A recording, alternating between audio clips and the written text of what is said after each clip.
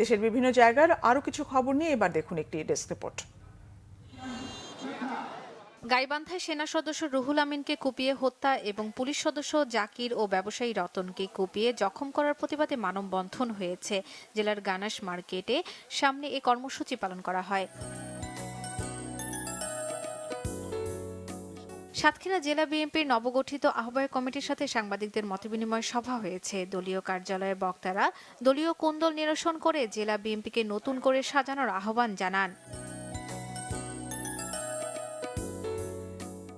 সন্ত্রাসীদের হামলায় ব্যবসায়ীকে আহত ও লাঞ্ছনা এবং অর্থ লুটের প্রতিবাদে বগুড়ায় সংবাদ সম্মেলন হয়েছে। বগুড়া প্রেস ক্লাবে বক্তারা দ্রুত দোষীদের আইনের আওতায় এনে শাস্তির দাবি জানান। নীলফামারীর কিশোরগঞ্জে চেয়ারম্যান অপসারণের দাবিতে মানববন্ধন হয়েছে। উপজেলা পরিষদ চত্বরে বক্তারা দোষীদের বিচারের দাবি জানান। বাগেরহাটে 250 মেধাবী শিক্ষার্থীকে এককালীন বৃত্তি দেয়া হয়েছে জেলা পরিষদের উদ্যোগে। এতে প্রধান অতিথি ছিলেন জেলা প্রশাসক আহমেদ কামরুল হাসান। রাষ্ট্র সংস্কার ও মেরামতের 31 দফা বাস্তবায়নের দাবিতে পথসভা করেছে ঝালকাঠি জেলা বিএনপি। সকালে কাঠালিয়া উপজেলা থেকে শুরু হয় এ পথসভা। এ সময় লিফলেট বিতরণ করেছেন নেতাকর্মীরা।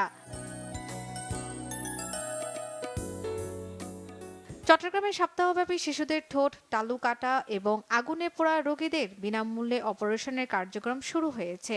মহানগরীর 150 শিশুকে এ সেবা দেয়া হয়। ঠাকুরগাঁও শিল্পকলা একাডেমিতে অনুষ্ঠিত হলো নাটক ভূত অদ্ভুত। প্রযোজনা করেছে বাংলাদেশ শিল্পকলা একাডেমি।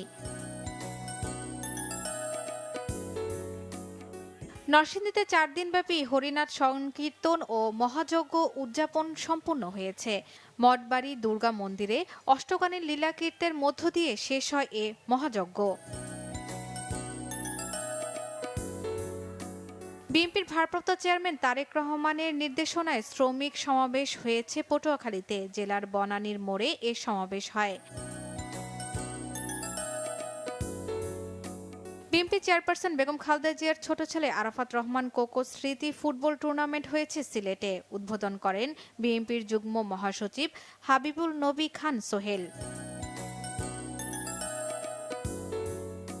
রংপুরে প্রাথমিক বিদ্যালয় গোল্ড কাপ ফুটবল টুর্নামেন্ট শুরু হয়েছে। স্থানীয় জেলা স্টেডিয়ামে টুর্নামেন্টের উদ্বোধন করেন জেলা প্রশাসক মোহাম্মদ রবিউল ফয়সাল।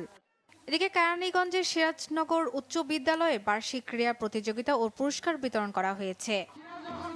শর্মিলা কেয়া, বাংলা ভিশন নিউজ ডেস্ক।